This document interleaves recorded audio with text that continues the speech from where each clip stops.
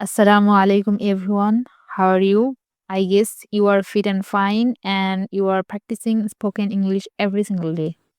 Today we are gonna learn the difference between borrow and lend.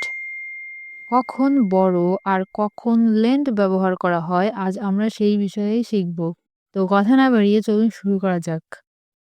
First of all বড় it means ধার নেওয়া, অর্থাৎ যখন আমি কারো কাছ থেকে কিছু নেই এই শর্তে যে পরবর্তীতে তাকে আমি সেটা ফেরত দেব, এই ক্ষেত্রে বড় ব্যবহার করা হয়। ফর এক্সাম্পল, আই বড় মানি ফ্রম মাই ফ্রেন্ড। আমি আমার বন্ধুর কাছ থেকে টাকা ধার করি। মানে আমার যখন টাকার প্রয়োজন হয় আমার কাছে থাকে না, তখন আমি আমার বন্ধুর কাছ থেকে টাকা ধার করি।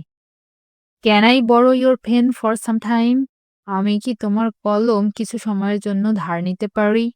মানে আমার কলমের কালি শেষ হয়ে গেছে বা আমার কাছে কলম নেই, তো তোমার কলমটাকে আমি কিছু সময়ের জন্য ধার নিতে পারি। আবার পরবর্তীতে কাজ হয়ে গেলে ফেরত দিয়ে দেবো, এই শর্তে।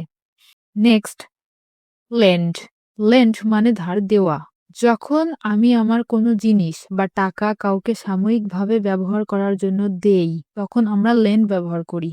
অর্থাৎ ফেরত পাওয়ার উদ্দেশ্যে দেওয়া। For example, I lend money to my friends. আমি আমার বন্ধুদের টাকা ধার দেই। মানে যখন তাদের টাকার প্রয়োজন হয় তখন তারা আমার কাছ থেকে ধার নেয়। আমি তাদেরকে ধার দেই। এই শর্তে যে পরবর্তীতে যখন টাকা হবে তখন আমাকে দিয়ে দেবে। Can you lend me your pen? তুমি কি তোমার কলম আমাকে ধার দিতে পারো? এক কথায় বলতে গেলে কাউকে কোনো কিছু দেওয়া এটা হচ্ছে লেন্ড, আর কারো কাছ থেকে কোনো কিছু নেওয়া মানে গ্রহণ করা এটা হচ্ছে বড়। Here are some sentences, so translate into English and practice every day. Don't forget to practice because the more you practice, the more you grow. So practice every single day. See you soon, inshallah. So bye for this time.